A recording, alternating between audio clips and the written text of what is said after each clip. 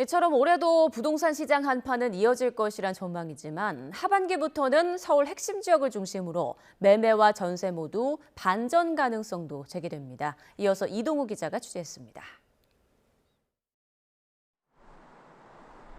단군 이래 최대 재건축이라 불리며 관심을 끌었던 둔촌 주공 아파트. 고금리의 고분양가 논란으로 대규모 미분양 우려가 있었지만 부동산 규제 대거 해제에 힘입어 계약률 70% 수준을 기록하며 비교적 선방했습니다. 이처럼 고금리와 각종 규제는 부동산 시장에 가장 큰 영향을 미치는 결정적 요소. 부동산 연구기관들은 고금리가 이어질 것으로 보여 올해 집값은 지난해보다 2에서 4% 하락할 것으로 전망했습니다. 주택 거래 절벽이 계속 이어질 경우 전국 아파트는 8.5%, 서울은 9.5%, 수도권은 13%까지도 떨어질 수 있다고 경고했습니다. 고금리의 경기 침체가 겹치면은 집값이 더 떨어질 수가 있고요. 특히 올 부동산 시장에서 경기 침체가 더 큰 변수가 될 수가 있습니다.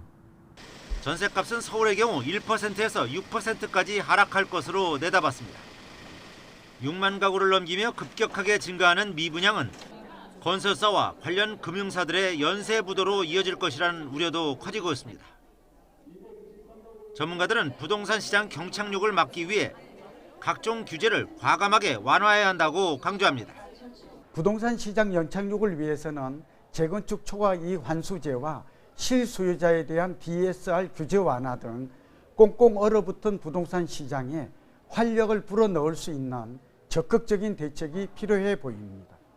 정부의 규제 완화와 함께 금리 상승 행진이 멈출 경우 서울, 강남권 등 수요가 많은 지역은 이르면 하반기부터 보합이나 반등으로 전환할 가능성이 제기됩니다. 부동산 연구기관 등의 대체적인 전망은 내년을 저점으로 보고 있습니다. 전문가들은 따라서 실수요자의 경우 급할 것이 없는 만큼 분양이나 경매 시장 또는 급급 매물 위주로 신중하게 접근하는 것이 필요하다고 강조합니다. YTN 이동호입니다.